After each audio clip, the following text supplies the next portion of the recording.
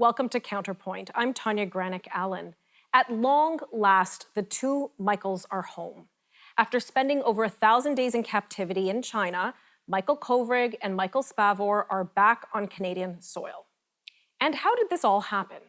After all the months of alleged negotiations between Canada and China to repatriate the two Michaels, why now? Especially when one of the two, Michael Spavor, was recently convicted by Chinese courts of spying and had been sentenced to 11 years in prison. The situation has long been called out as a practice in hostage diplomacy between Canada and China in retaliation for the arrest of Chinese Huawei executive Meng Wanzhou here on Canadian soil. We took Miss Meng, so China took two Michaels. Well, now that the two Michaels have been repatriated, so too has Miss Meng. And just how did this all come to be?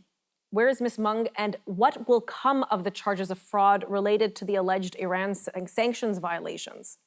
Well, joining me now to share his expertise is Dr. Charles Burton, Senior Fellow at the MacDonald Laurier Institute for Advancing Canada's Interests Abroad, and a former counselor at the Canadian Embassy in Beijing. Excellent. So it's a good news segment. You know, the two Michaels are back. Did this surprise you when you found out?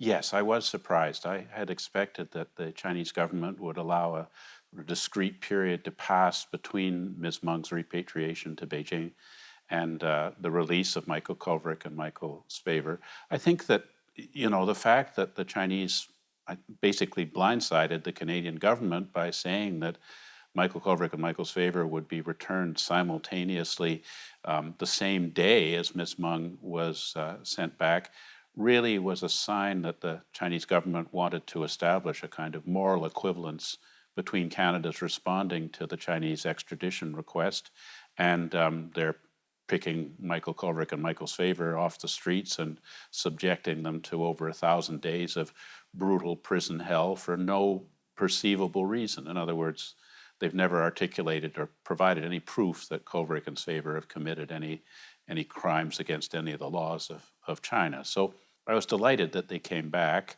I'm sorry that this incident suggests that the Chinese government is going to be much more blatant in its use of hostage diplomacy or violations of the norms of diplomatic conduct, and for that matter, violations of the norms of trade to further China's agenda. And in a way, it indicates how little respect they have for Canada, that they wouldn't even make a pretense that there was any legitimacy to Kovrig and Spavor's being held in Chinese prison, except to pressure the Canadian government to effect an early release of Miss Mung. Talk to me about Miss Mung. So, you know, she was on Canadian soil, and the Americans wanted her arrested, and Canada did their bidding? I think the puzzling thing about it was that in August of 2018, the U.S. put out a warrant for Ms. Mung's arrest on serious charges of fraud, that she had deceived the Hong Kong and Shanghai Bank about the status of a company, Skycom, that was doing business with Iran, that claiming that this company, Skycom, was not associated with Huawei, whereas in fact it's a fully owned subsidiary of Huawei. It's been pretty well established. So she basically lied to the banks, Hong Kong Shanghai Bank and another bank, to get them to extend credit to Huawei in violation of the U.S.'s sanctions against Iran. So exposing those banks to the risk of being found out to be violating the Iran sanctions and thereby banned from the U.S. banking system, which would, of course, be devastating for an international bank like the Hong Kong and Shanghai Bank. So from our point of view, Canada doesn't have sanctions against Iran, but the crime of fraud exists in Canadian law. So the basis for the extradition is that the U.S. was requesting Ms. Mung to be made accountable for an alleged crime which is comparable to something that would also be a crime in Canada. And so that was the basis for her being detained, so that Canada could establish that the U.S. extradition request was in accordance with the terms of our extradition treaty. And, she then appealed extensively. But the real mystery of the thing is, why would the Chinese government, who monitors the travel of senior people like Ms. Mung, allow her to set foot in Canada, knowing that Canada has a very active extradition treaty with the U.S. I'm going to pause you there. We've got to cut to commercial, but we're going to be right back. We'll see you in a moment.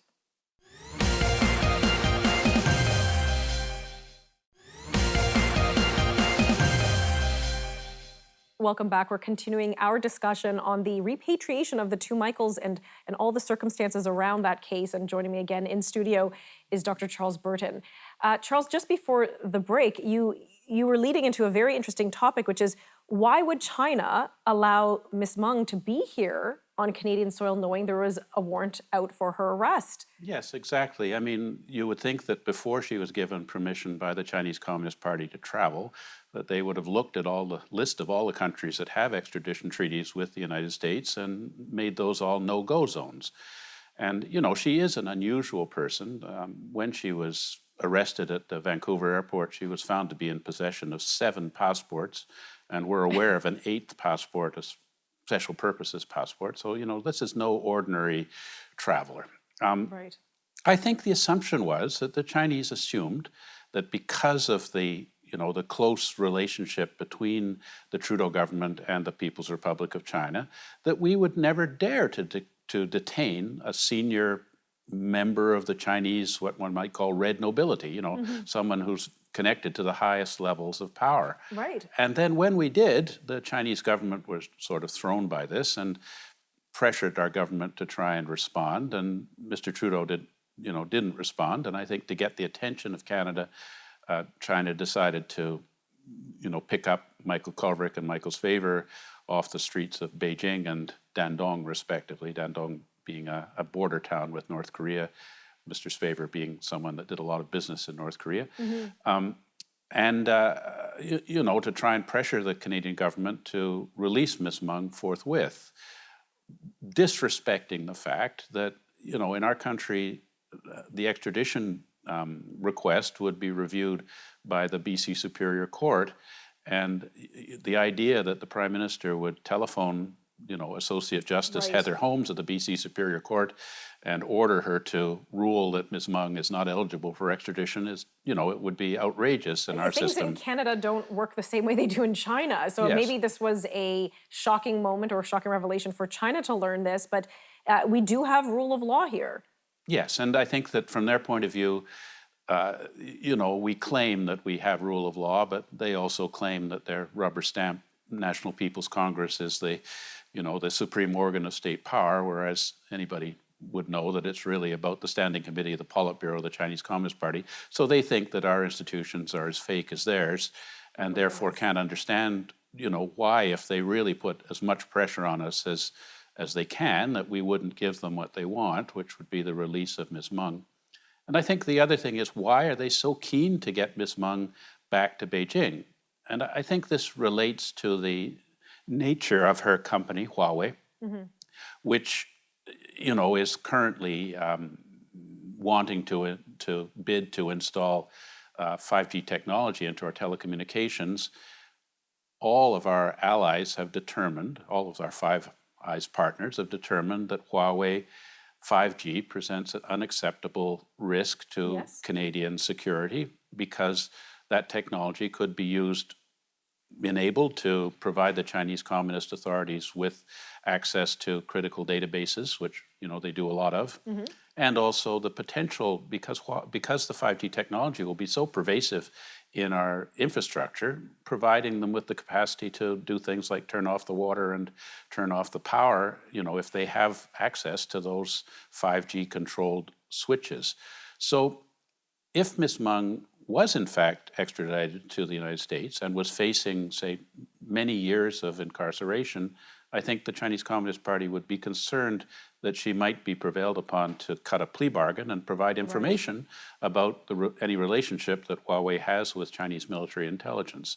So, it became a very, very sensitive issue, and in fact, the dominant issue in Canada-China relations. Everything else stopped because, the ambassador here in Canada was directed by the senior level communist authorities to put everything into getting Ms. Mung out of jail and back into China. Well, obviously something worked because Miss Mung got a DPA, a deferred prosecution agreement. And I know we're running low on time here just before we get to our next segment, so I want to save that for the next segment. But to me, it seems so most infantile. Yes, we arrested one of, their important persons, Miss Mung, but then, so I'm going to see your one arrest of Miss Mung and I'm going to take you up 2 Michaels. It just seems like this is really the state of international politics here between China and other nations. We have 20 seconds. It's a big question. Well, I think the answer to that is unfortunately yes. And they also engaged in economic coercion by applying, spurious non-tariff barriers to our canola seeds and meat, barring them from the Chinese market on absolutely no basis except economic coercion against Canada.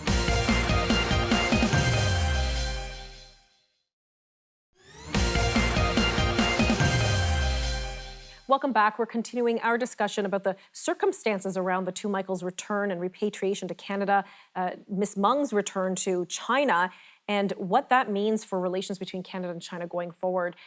Dr. Burton, thanks again for joining me in studio. So many folks understood that the reason and the sole reason that we had the 2 Michaels return to Canada, the sole reason they were repatriated is because Miss Mung was finally allowed to return to China.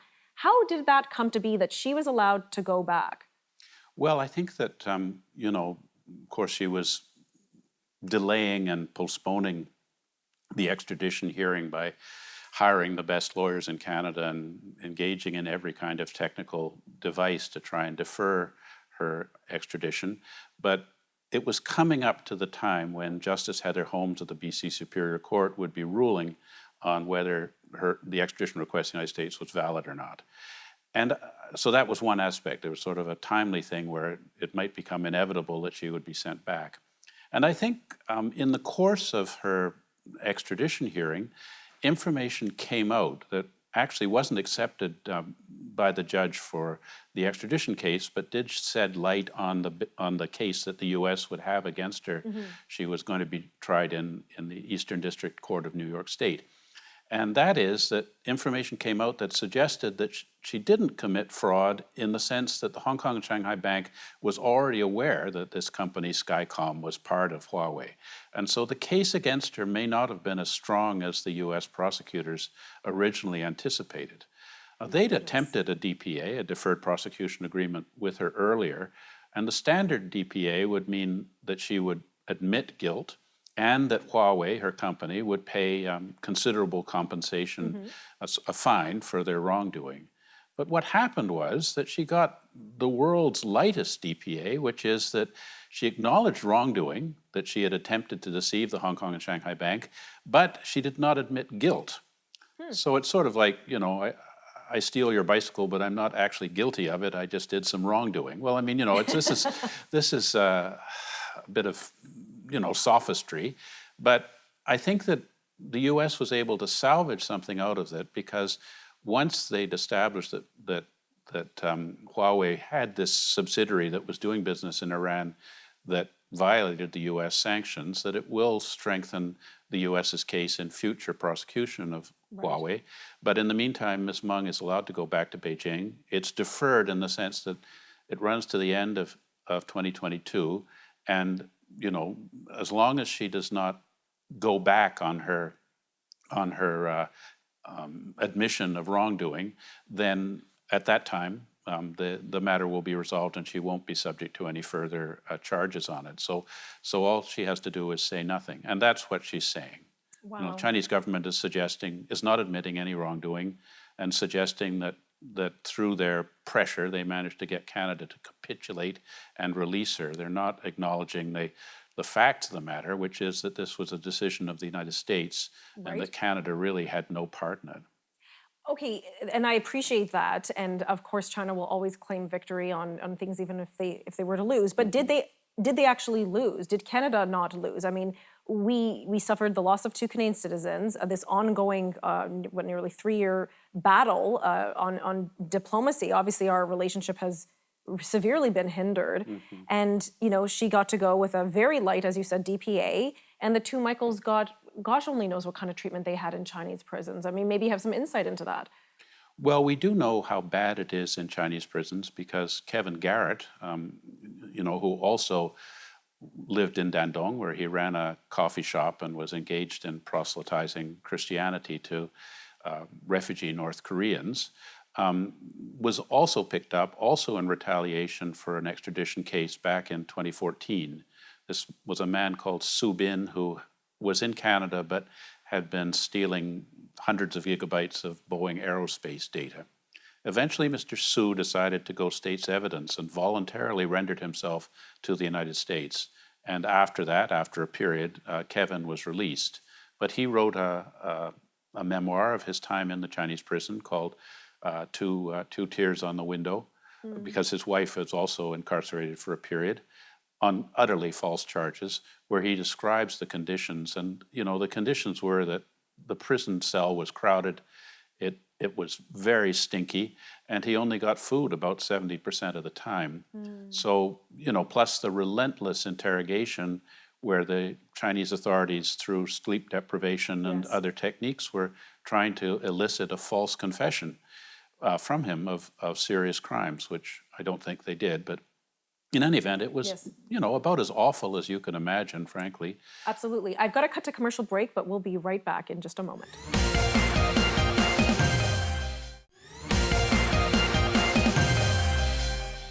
Welcome back. We're discussing the two Michaels repatriation, and while we are all celebrating, what does this latest incident mean for our future relations with China and Canada? Dr. Burton, we were discussing what things might look like for Canada and China going forward. Obviously, there's been a huge pause, if you will, on our trading, on our relations in the last few years while we were sorting out this international matter. What do our relations look like? Can we go back to where it was? Should we even go back to where we were?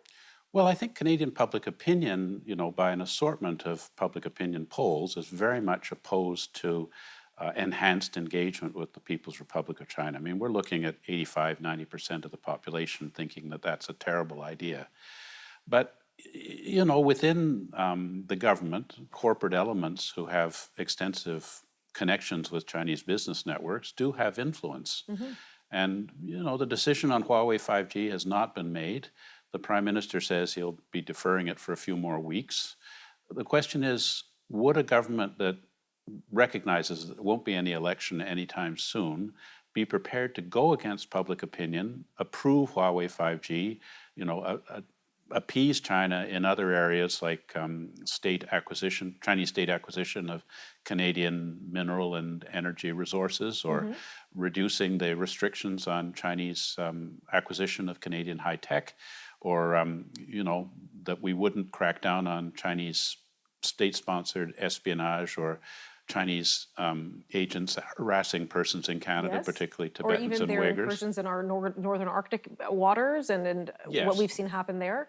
Yes, would we agree to Chinese state acquisition of key resources in the Arctic that might allow them the access to northern waters where they could ply submarines and do all sorts of things that clearly would go against the Canadian interests? So the question really is whether the government decides, now that the Michaels are safe, that we'll start to do the right thing and get into compliance with our allies like the United States, Australia, and Britain in having a stronger approach to China and a coordinated approach, or will we go back to 2018 and approve Huawei and try and start to negotiate free trade?